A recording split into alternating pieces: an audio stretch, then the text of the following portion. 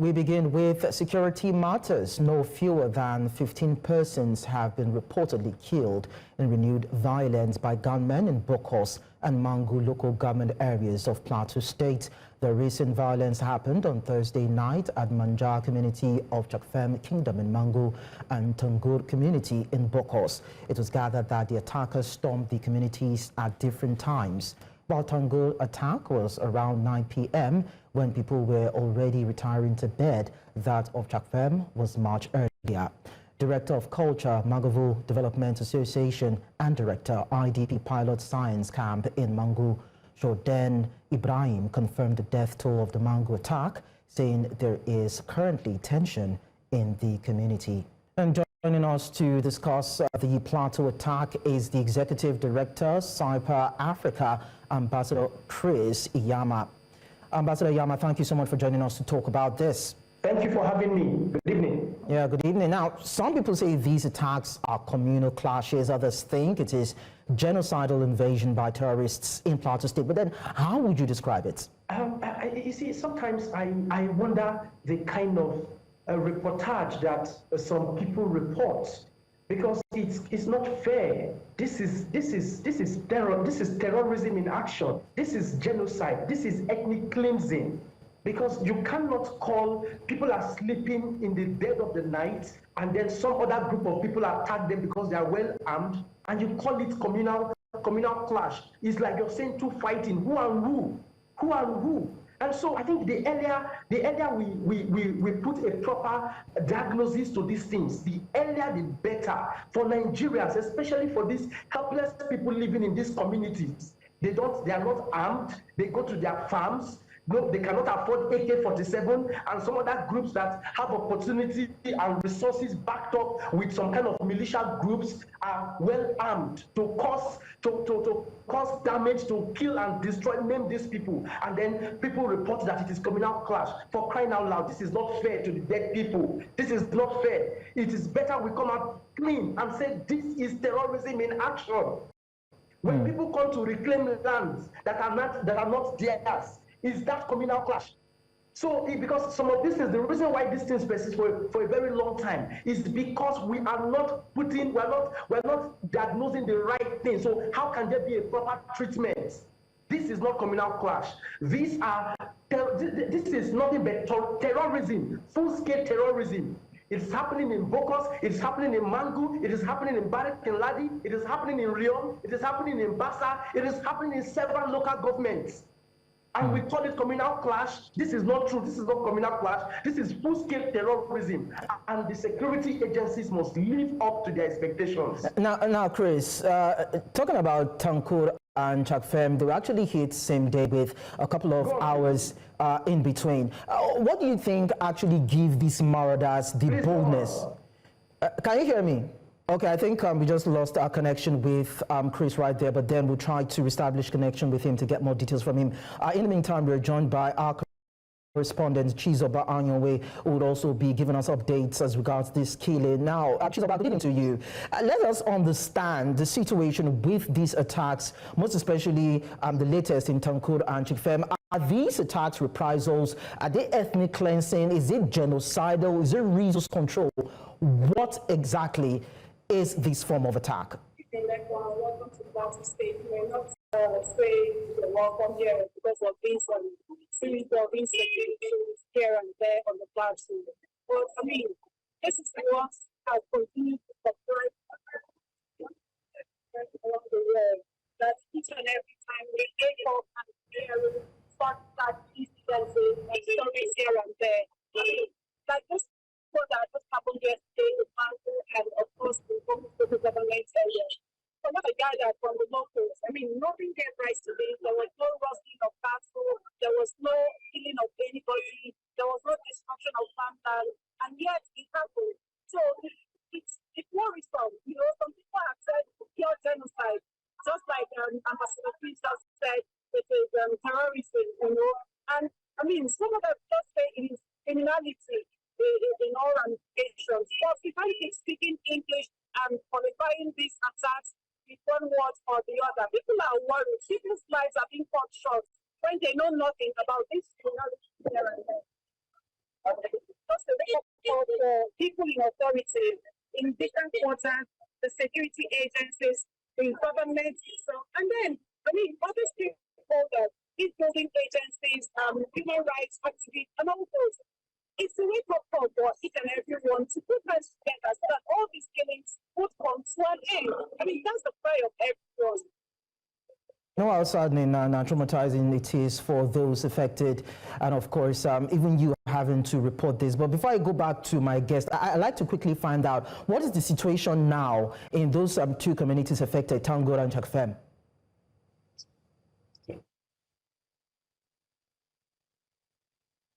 Okay, so I spoke with one Mr. Cash, who lives in Mangu government area. He said camp has been restored, security personnel, but also with the voice last night that and people are already mourning their loved ones. All they are saying is that people should live up to their responsibility to ensure that these things not happen again and again. While he was speaking to me, I could hear cries from the background, people that are mourning their loved ones. They were not sick, they didn't have any issue. Plus, the fact that they were just being sad that 2 days before this event happened, they woke up, but they cut down, by unknown people, but they suspect, according to him, that these are alleged planning healthcare that are going to cut down their crops that are almost at the point of harvesting, and then they also saw some of them, some of these farmlands being destroyed, where animals, cattle, have eaten down these crops. And this is like about 10 hectares of land that he was talking about. So, while camp has been restored, they said set up, what is it called? Set up some of these checkpoints so that people will feel their head. And so, set up this I believe that this is the only section that they will have place that calm, no calm, and peace restored in this area. But if there's no police community, they may continue to experience this. So that is the situation. All these things that calm has been restored, and the prayer of people that this calm continues unabated.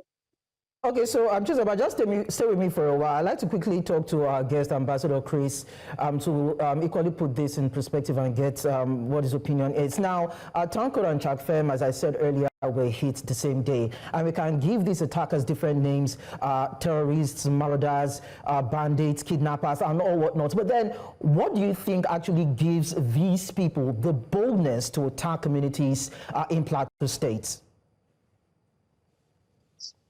It's simple. It's not far-fetched from the fact that oftentimes this is not just allegation. This is the fact that oftentimes, even when these people are even arrested, they have some highly placed people somehow in government or whatsoever in security agencies that somehow just let them go, and so there's no proper punishment to these people. And so therefore, the other day, I'm sure you saw some videos flying in one of the northern states of this country, where even a particular governor sat with bandits or sat with criminals, terrorists, brandishing AK-47 in the name of they came to dialogue with the community that have been terrorizing and killing their people. For crying out loud, why are we handling these things with kid gloves?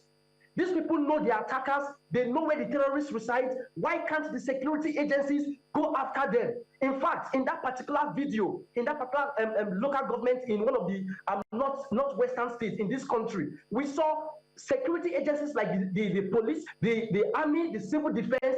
They were the people escorting these terrorists that we're talking about. And then we're using torchlights to search for terrorists. What kind of joke is that? Is it until they kill everybody in the country, that is when people will sit up to their responsibility? The primary business of any government, whether state or federal or local government, is to protect the lives and properties of the people. So when you fail in these primary responsibilities, you have failed in administering governance. Now, Chris, that's where we are going to. They cannot pretend that they don't know where these terrorists are. They need to go after them. Yes, so let's dwell there now before I go back to our reporter Chizoba. Based on what you've seen so far, Chris, what do you think, or what has Governor Caleb Mutfwang done to address these killings? The truth of the matter is the governor is trying his best. He cannot do much more, because we have been saying, let us empower, let the constitution empower community policing in such a way that our locals who understand the terrain in this area will be well armed to safeguard their communities. If that is not done, I'm afraid that not just Governor Caleb, every other governors in this country will have nothing to do in terms of protecting their people, except by recruiting local vigilantes that are not properly armed.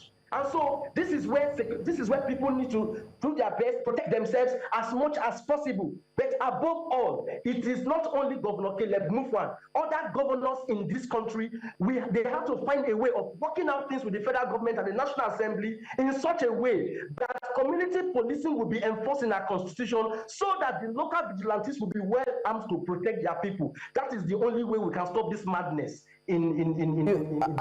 Ambassador Chris, I'll come to you in a bit. Now, Chizoba, you've been our feet, our eyes and ears in Plateau State for a while now. How would you describe the security design or the architectural design, most especially in the rural areas affected by these violent attacks?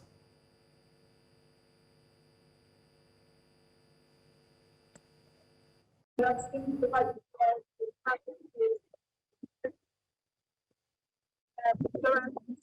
points not very all that, but even of it all, there are many offices in the area.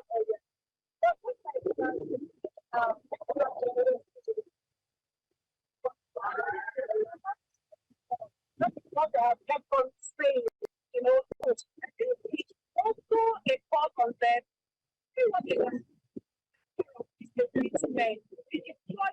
Almost in everywhere they need to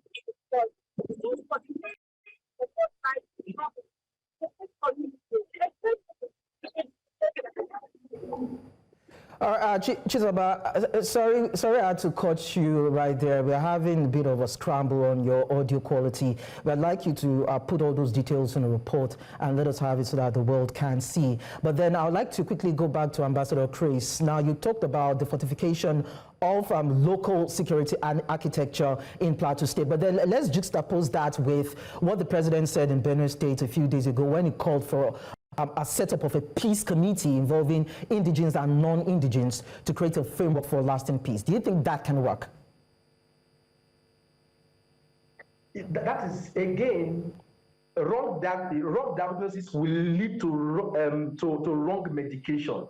When the president said, okay, they are going to set up a peace forum where people will dialogue together and solve the situation, that is in the case of two fighting, when two communities are dragging land or fighting for something else. But in this case, how can you dialogue with terrorists? How can you dialogue with criminals? What are they fighting for? So this is not farmer headers clash. That's a wrong narrative. That is not farmer headers clash. If it was farmer headers clash, we would say, okay, let us dialogue. But this is beyond this. This is pure terrorism in action. So how can you begin to dialogue with criminals? And that is the problem. That's the reason why we have not moved past these things in the past 1 decade, past 10 years.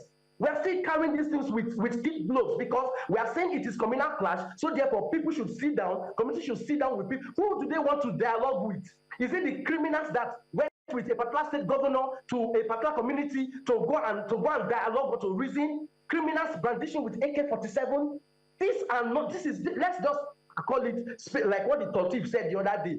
When people come to your land, attack because they want to take over their land, you don't dialogue with such people. You meet them with the full scale of the law. That is how to deal with this kind of issue. So it's not about bringing people together to come and dialogue. There is nothing to dialogue except federal government going about this. This is an ideological war. And so you must win them ideologically, both in every form you want to think you want to win them. These people are not people you have to sit down with. The federal government, the security agencies must go after these attackers and bring them to justice. For crying out loud, we've lost a lot of people, and we cannot continue to lose our brothers and sisters in our local communities. We owe them the sense of duty and responsibility to protect them and their properties. Thank you so much, Ambassador Chris Inyama, for sharing your passionate thoughts with us, and of course, Chizoba, rather, for also bringing us the updates from Plateau State. We appreciate that.